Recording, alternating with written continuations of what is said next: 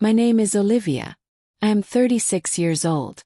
And last Christmas, I found out exactly how much my own family thought I was worth. It was supposed to be a simple family dinner.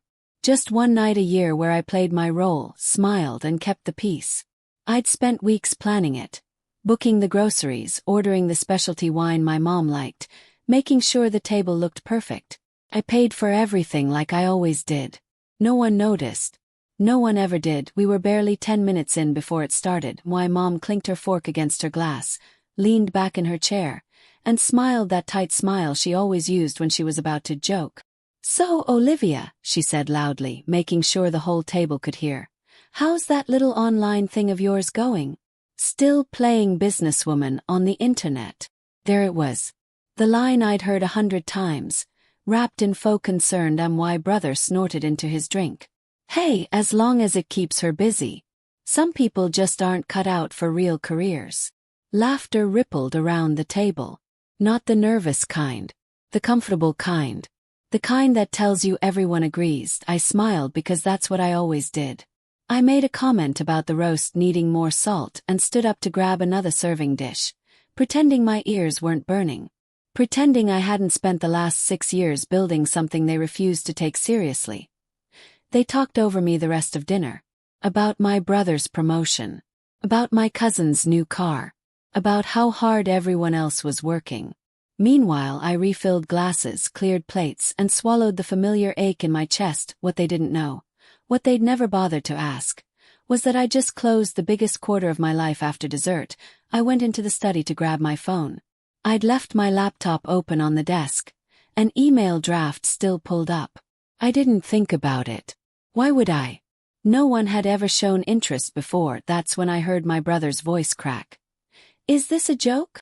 I turned around just in time to see him standing in the doorway, staring at the screen like it was going to bite him. "Mom!" he shouted, suddenly loud, suddenly urgent. "You need to come look at this." "Everyone does." The room went quiet. Chairs scrape. My mother pushed past me, irritation already on her face, until she saw the laptop. The dashboard was still open. Big numbers. Clean graphs. One line highlighted at the top, $14,237,000. Year-to-date revenue. No one laughed this time. "What is that?" my mom asked, her voice thin. I didn't answer right away. I didn't need to. The silence stretched, heavy and electric. That's yours," my aunt whispered. My brother blinked, then laughed once, sharp and disbelieving. "Wait. This is from that little online thing." In seconds the air shifted. The jokes vanished. The smirks dissolved. My mom sat down hard in the chair, already recalculating everything she thought she knew. "You should have told us," she said, like I'd committed a crime by not announcing it sooner. Questions piled on top of each other. How long had this been going on? Why hadn't I invested with family? Did I have an accountant? A lawyer? Could I help my brother expand his business? I'd gone from invisible to valuable in under 30 seconds. From punchline to resource. From daughter to ATM. And as I stood there, watching their faces rearrange themselves around a number they finally respected, something inside me snapped into painful clarity. If you've ever had your success laughed at 1 minute and treated like a family bank account the next, stay with me. Because what happened after that Christmas dinner didn't just change how they saw me, it changed how I saw them. The truth is, Christmas wasn't the beginning. It was the collision point. Everything that exploded that night had been quietly building since I was 10 years old. That was the year my father died. One day he was walking me to school, holding my hand like it was the most natural thing in the world. Few weeks later he was gone. No long goodbye. No time to adjust. Just a funeral, a box of his things, and a move into a cramped apartment outside New York City that smelled like old carpet and burned coffee. My mother cried for a while. Then she hardened. That's how she explained it later anyway. "I was born independent," she'd say, whenever anyone questioned how cold she could be. Like independence was something you were gifted at birth, not something forced onto you when there was no one left to catch you. What she really meant was, "I survived, so you will too." And from that moment on, I was expected to. Tyler was 2 years older than me and somehow needed constant protection. He was loud, emotional, always going through something. If Tyler struggled, It became a family emergency. If Tyler had a bad day at school, my mom would cancel plans, sit on his bed, talk him through it like he was made of glass. When I brought home straight A's, my report card went on the counter. No comment. No hug. Just a nod, if that. Tyler forgot to take out the trash. He's distracted. You know how sensitive he is. If I forgot. I can't count on you, Olivia. I shouldn't have to remind you of basic things. The rules weren't written, but they were enforced. Loud pain mattered. Quiet effort didn't. As money got tighter, expectations shifted. But only for me. I learned how to cook by watching YouTube videos on our old laptop, pausing every few seconds so I wouldn't miss steps. I packed my own lunches, washed my clothes, and figured out how to stretch groceries so they lasted all week. Tyler played video games in the living room, shouting at the TV, controller in hand, while I did homework at the kitchen table with one earbud in, teaching myself discipline before I even knew the word for it. Whenever I asked for help, the answer was the same. We don't have time. We don't have money. You'll be fine. And I believed them. I had to.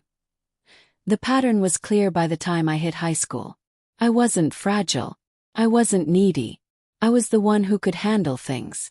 So I did, quietly, efficiently, without applause. The night that finally burned it into me forever came my senior year. Awards night. I'd worked harder than I ever had. Late nights, extra projects, scholarships on the line. My name was printed in the program 3 times.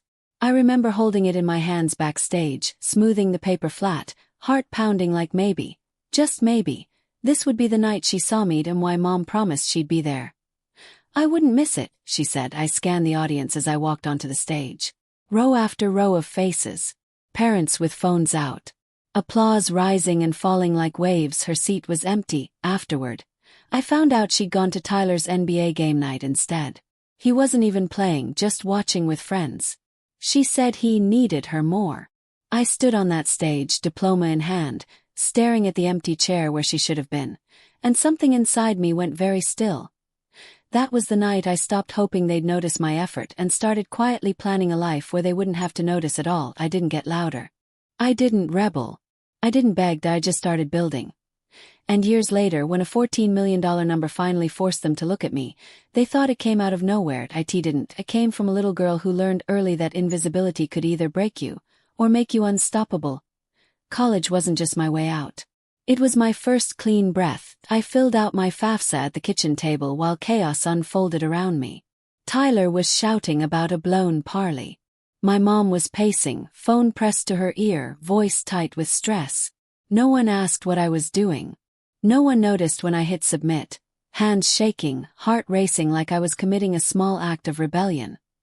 The NYU acceptance email came on a Tuesday morning. Partial scholarship. Not enough to be comfortable, just enough to make it possible. I read it 3 times before I let myself smile. My mom barely looked up when I told her. "That's nice," she said, already distracted. Tyler laughed from the couch. "NYU? That nerd school in the city. Good luck surviving." He didn't mean it as a joke. He meant it as a verdict. The day I moved into my Manhattan dorm, the elevator smelled like cheap detergent and freedom. The room was small. The walls were bare. But for the first time in my life, the silence belonged to me. I chose finance not because I loved it, but because it was solid. Predictable. Foundation. I needed something that would pay bills before it chased dreams. But the real education happened outside the classroom. I went to every workshop I could find. Every networking event with free pizza. I learned how to shake hands without apologizing for existing. I picked up freelance coding gigs at night, building simple dashboards and automations for small businesses. That's when it clicked. People would hand over real money if you knew how to make their numbers make sense. Not dreams. Not potential. Numbers. While my classmates chased prestige, I chased understanding. Cash flow. Margins. Equity. I tracked my expenses in spreadsheets so detailed they looked obsessive. To me, they looked like control. Back home, the cycle never stopped. Tyler racked up gambling debt on my mom's credit card. She called me crying one night, voice breaking, saying she didn't know what to do. I stayed up until 3 a.m. finishing a freelance project, sent the invoice early, and wired the money home the next morning. I told her it was leftover scholarship money. It wasn't. It was exhaustion converted into cash. That became the pattern. I grinded myself down to keep them afloat, convincing myself it was temporary. That once I graduated, once things stabilized, it would stop. Graduation came and went. That I walked across the stage at NYU with honors and a job offer in my inbox. The seats where my family should have been were empty. I took a photo alone afterward, standing in a wrinkled robe, holding a diploma that felt heavier than it looked. I started as a junior analyst at a fintech company. A week later, BY day, I built models, analyzed risk, and learned how money really moved. By night, I studied cap tables and equity structures, quietly putting small checks into early-stage startups. I followed companies the way Tyler followed betting lines. Only I understood the odds. The first returns were small. Then they weren't. I didn't tell anyone. Home, nothing changed. I was still just getting by. Still the responsible one. Still the backup plan. So I made what I thought was a generous, grown-up decision. I set up an automatic transfer. $2,000 a month. No questions. No reminders. I told myself it was easier that way. That it would reduce stress. That it was the right thing to do. It wasn't. The money didn't go to groceries or rent. It went straight into Tyler's gambling holes. Month after month. Quietly. Efficiently. Like everything else I did. That I could see the pattern forming. I just didn't want to name it yet. Meanwhile, my early investments started to compound. Real money. Real traction. Real momentum. And my family still saw me as the struggling daughter with a nice little job. I told myself I was doing the right thing. But somewhere deep down I knew I was building two empires, one they lived off of and one they didn't even know existed. And that lie was about to collapse. The first time one of my early fintech investments doubled, I told myself it was luck. When it tripled, I told myself not to get excited. By the time a fourth quietly followed the same trajectory, I stopped pretending coincidence had anything to do with it. A senior colleague noticed me tracking my personal investments the same way I tracked institutional portfolios. One afternoon he leaned over my desk, half smiling. "You know you're going to end up running your own fund, right?" I laughed it off, but the idea stuck. That night, I rebuilt my spreadsheets. Not just tracking gains and losses, but risk exposure timelines. I treated my own money like a portfolio that deserved discipline. Meanwhile, Tyler sank deeper into gambling, obsessed with systems and hot tips, convinced the next win would fix everything. We were both betting. Only one of us was studying the odds. The breaking point came over a phone call. "Can you spot me $5,000? Tyler asked casually. "It's a sure thing." I said no.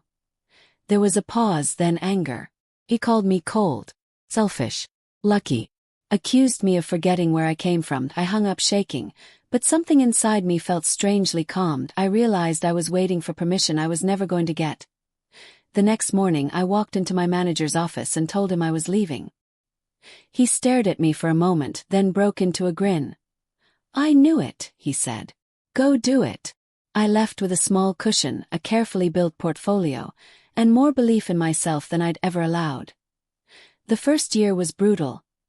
Cheap conference rooms with flickering lights. Founders who fought more than they built. Deals that went sideways. Nights spent staring at projections at 2 a.m., wondering if I'd miscalculated something fundamental. I kept my life small on purpose. Thrift store clothes. A modest apartment. Sneakers worn thin. The aesthetic of someone almost making it. The irony. I increased my mom's monthly support to $4,000 while I was struggling the most. She never asked where it came from. She never asked how I was doing. Then the multiplication began. A mobile payment startup I'd backed early got acquired. Another went public.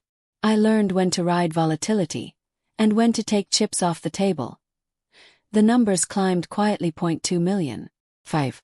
8. When I crossed 14 million, I didn't celebrate. I sat alone at my kitchen table, staring at the screen. The number felt less like a miracle and more like a long, hard-earned equation finally balancing out. Nothing else changed. I still dressed the same. Lived the same. My mom still worried I didn't have a real job with a pension. Tyler still talked about his next big win. I listened. Smiled. I paid that. I knew exactly how they saw me. I knew how they saw money. And I knew what would happen if those two things ever collided. That collision came at Christmas.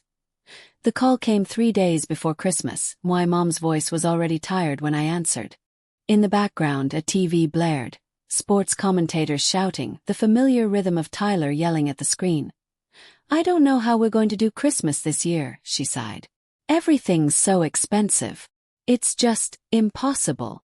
Right on cue, Tyler shouted from somewhere off camera. "Ask her about the car, Mom." She lowered her voice. "His car's barely running, Olivia. If it breaks down, he could miss opportunities. You know how unreliable things can spiral." I stared at my kitchen wall, phone pressed to my ear. I could hear the script underneath the concern. I could also hear the truth. I could have bought him a better car outright and barely felt it. Instead, I said, "I'll handle Christmas dinner." She protested weakly. "Oh, I don't want you overspending." Then, without missing a beat, "I just don't want you going broke for one night." I smiled to myself. If only she knew that I planned the dinner the same way I planned investments. Options. Redundancies. Quality over flash. I fielded calls from founders while browsing catering menus. Built a $3,000 spread from upscale places. Apps, mains, desserts. When my mom asked how I afforded it, I lied easily. "Employee discount," I said. "My company partners with them." Canva had helped me sell worse stories. On Christmas Day, my mom hovered near the bags when I walked in, trying to peek without looking obvious. "You didn't have to do all this," she said. Then immediately, "I hope it's not too much for your budget." Tyler arrived late, hoodie on, phone glued to his hand. Didn't say thank you. Barely looked up at the table. The performance began. "So Olivia's still doing that freelance web thing," my mom announced loudly, waving her fork. "Very unstable. Kids these days," my aunt added. "No pensions anymore." Tyler smirked. "Must be nice to just sit on a laptop all day." I nodded, chewed, smiled. I knew the truth. They knew the version of me that made them comfortable. After dinner, I stepped into the living room to check a portfolio company update. 5 minutes. That's all it took. That I left my laptop open behind me. Tyler stopped scrolling. "Olivia," he said slowly. "What is this?" The room went silent, but not the calm kind. The wrong kind. The kind where everyone senses blood in the water. The dashboard glowed on the screen. $14,023,000. Everyone stared at me like I'd been caught stealing. "You've been sitting on this while Mom is drowning?" Tyler snapped. Damn, why mother's face twisted. "We sacrificed for you. And you hid this." "I've been sending money every month," I said evenly. She laughed, sharp and bitter. "Little drips while you sit on a fortune." Tyler slammed his hand on the table. "I deserve a chance more than you do." Something in me finally broke cleanly. "You had chances," I said. "You didn't invest. You gambled." His face flushed. "I was handicapped. We were broke." My mom jumped in. "Your brother has issues, Olivia. He's had a harder life." I looked at her, really looked. "You skipped my awards. I filled out my college forms alone. I paid his gambling debts while you slept. Don't tell me who had it harder." Tyler lunged toward the laptop. I stood instantly. "Touch my stuff and I call the police." He froze. Chairs scrape. The illusion shattered. "I'm done," I said. "The monthly transfers stop today." Tyler kicked his chair back, swearing. My mom pointed at the door. "Don't bother coming back." I picked up my coat. "I've been walking out alone my whole life. This is just the first time you noticed." My phone buzzed as I drove away. Later, she posted on Facebook about her ungrateful investor daughter. Tyler commented about me refusing to help his mental health struggles. I didn't respond. The silence afterward was louder than the explosion. And for the first time in my life, it felt like peace. After the Christmas explosion, I realized boundaries weren't enough. Words weren't enough. Some people only respond to formal action. I contacted a lawyer. They read through the Facebook posts, the text messages, the constant harassment, and nodded. Defamation. Harassment. Intentional infliction of emotional distress, they said. Cease and desist letters were drafted and sent. The next call was my mother screaming, "Lawyers are for enemies." I stayed calm. "Stop lying and harassing me." That's it. Within days, the posts quietly disappeared. No more public shaming, no more manipulative pleas, no more responsibility guilt trips. Natural consequences followed in ways I hadn't planned but had always known would come. Tyler maxed out his betting apps. Debt collectors started knocking. Eventually, rehab was unavoidable. My mother, forced to face her own financial recklessness, maxed out new credit cards and sold the house she clung to as a status symbol. Church friends started asking questions. Facebook sympathy dried up that I moved into a small apartment, uncluttered, quiet, mine. And for the first time, life felt easier. I built a comfortable salary, hired help, and remembered what it was like to sleep through the night. I even started a financial literacy program for girls who, like me, had been forced to grow up strong too early. I was finally sending the ladder back down. The $14 million didn't change my family. They were already who they were. But it exposed exactly what had been there all along. The lesson is simple. Boundaries. You can love people and still say no. Blood is not a free lifetime contract. You are allowed to stop. Refusing to be drained doesn't make you a bad daughter, son, or sibling to anyone who's been the responsible one, the invisible child, the unpaid caretaker. It's okay to walk away. It's okay to put yourself first. Did you stay and keep paying, keep enabling, keep hoping, or did you walk away and finally choose?